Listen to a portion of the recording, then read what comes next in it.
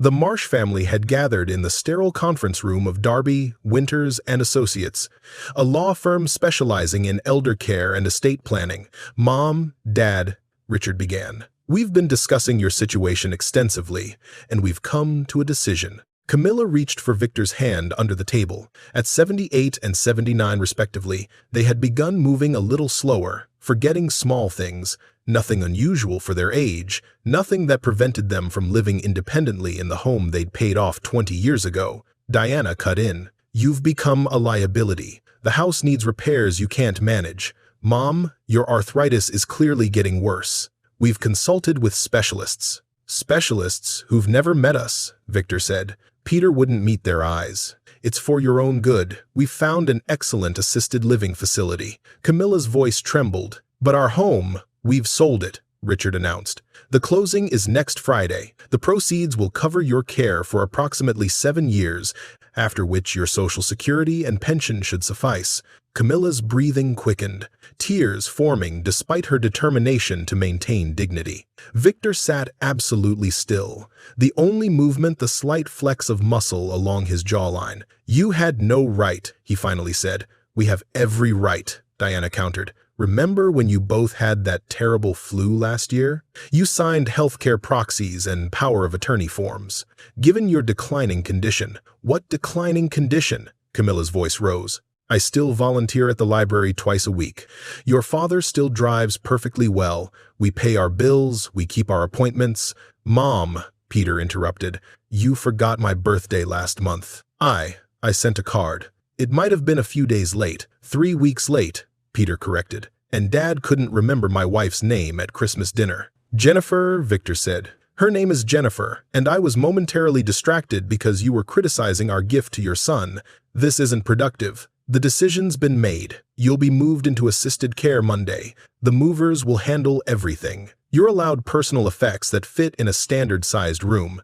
The rest will be sold or donated." Coda, who had been lying quietly at Camilla's feet, suddenly stood and growled, his aging body tense with protective instinct. The low rumble was directed at Richard, who flinched visibly. "Control that dog," Diana snapped. "This is exactly why pets aren't allowed at Silver Pines." Camilla gasped. "What about Coda? He's family. We've found a rescue group willing to take him, given his age. They specialize in senior dogs." Victor stood abruptly. "No, this meeting is over. Come, Camilla." "Coda." His voice betrayed no emotion, but his hand shook slightly as he helped his wife to her feet. "Dad," Richard called as they reached the door, "don't make this harder than it needs to be. If we have to involve the courts." Victor turned. "I fought in 2 wars.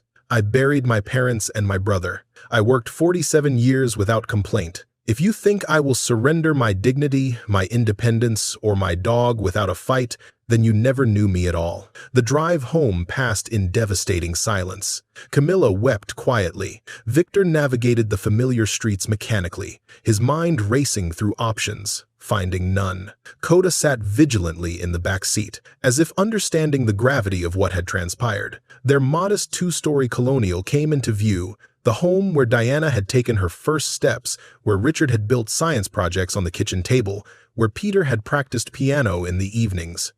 "I can't bear to pack it all up," Camilla whispered. "All these years, all these memories." "Camilla," he called, opening the bottom drawer where they kept important papers. "Do you remember that envelope? The one Dominic sent before he died?" Camilla appeared in the doorway. "Dominic Calderon? Your army friend?" "That was." "Goodness. 15 years ago at least." Victor rummaged through folders until he found it, a thick manila envelope sealed with wax, bearing the elaborate C of the Calderon family crest. He had never opened it and had nearly forgotten its existence.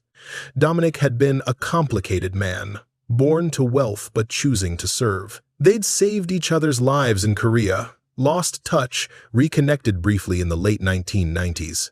Then the enigmatic letter arrived shortly before news of Dominic's death. "He said not to open it unless I was ever truly desperate," Victor murmured, breaking the seal. Inside was a deed and a letter, yellowed with age.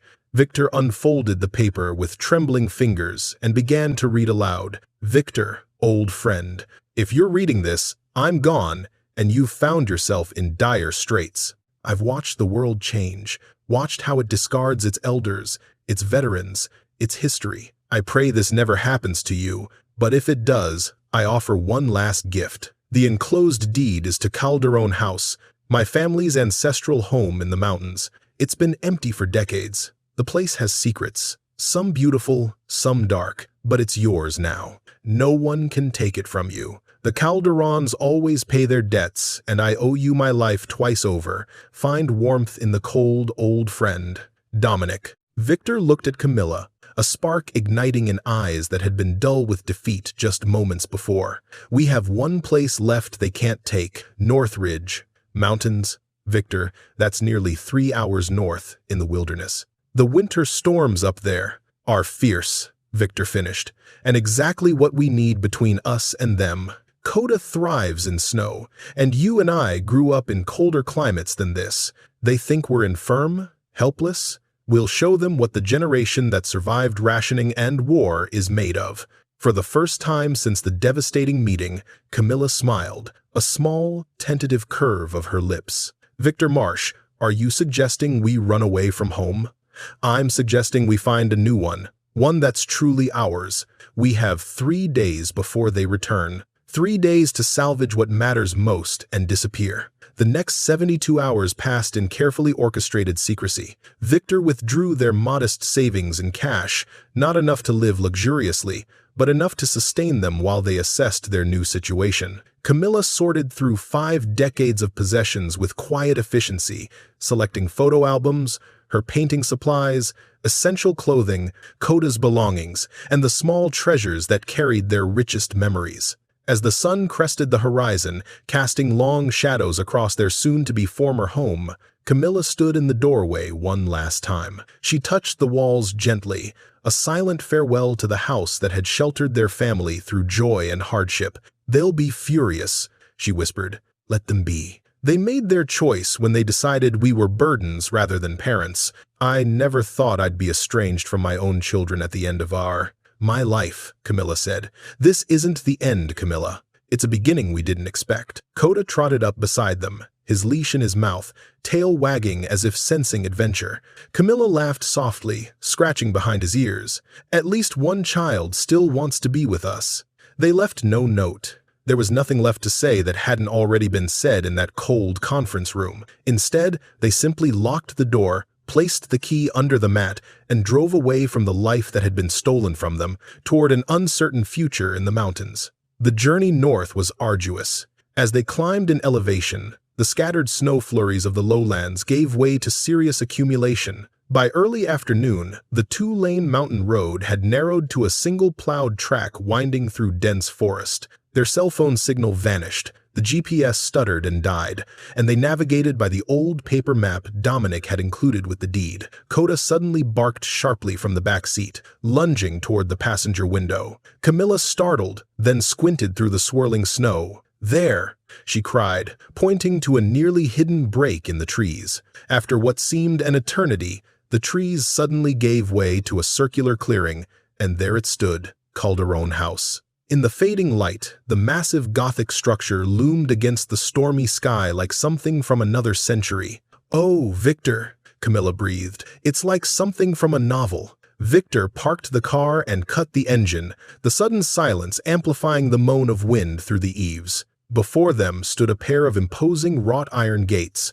twisted into elaborate designs that featured the same stylized C from Dominic's wax seal. "Wait here," Victor said, zipping his coat and pulling on gloves before stepping out into knee-deep snow. The bitter cold stung his face as he waded toward the gates, expecting to find them chained shut. Instead, when he placed his hand on the frozen metal, the right gate swung inward with a low resonant creak that seemed to echo across the clearing. Victor stood motionless, snowflakes catching in his silver hair, an inexplicable sensation washing over him, not fear, but recognition, as if the house had been waiting.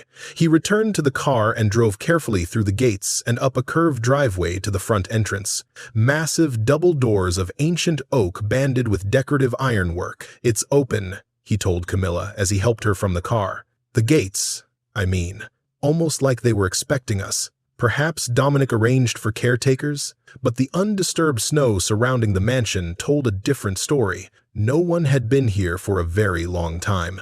Coda leapt from the car and bounded ahead through the drifts, showing surprising energy for a dog of his years. He reached the front steps and looked back expectantly, his tail waving like a flag. "At least someone's enthusiastic," Camilla said. Smiling, Victor wrapped his arm securely around her waist, supporting her as they trudged through the snow to join Coda. The massive front door stood before them, a brass knocker shaped like a lion's head centered on the right panel. Victor reached for it, then hesitated, suddenly overcome with the strange feeling that once they entered, their lives would be irrevocably altered. "We don't have to do this," he said softly to Camilla. "We could find a motel in the nearest town, figure out another plan." "And go where, Victor? Do what? This is our chance. Perhaps our last one.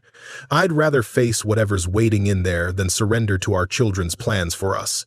Together, they lifted the knocker and let it fall. The sound resonated not just against the door, but seemingly through the entire structure, as if awakening something long dormant. They stepped across the threshold into darkness, the beam of Victor's flashlight cutting through layers of dust and shadow. The foyer stretched before them, a grand entrance hall with a sweeping staircase rising to the second floor. Cobwebs draped from a massive crystal chandelier overhead. The air inside was cold, but noticeably warmer than the howling storm outside, and there was something else, something unexpected. "Do you smell that?" Camilla whispered. Victor nodded slowly, directing his flashlight toward the rear of the hall, where a wide archway led to what appeared to be a great room. Wood smoke. Coda trotted ahead confidently, his nails clicking against the marble floor beneath the dust. He disappeared through the archway, and a moment later they heard his welcoming bark. Following the sound, Victor and Camilla entered a vast room dominated by a stone fireplace large enough to stand in,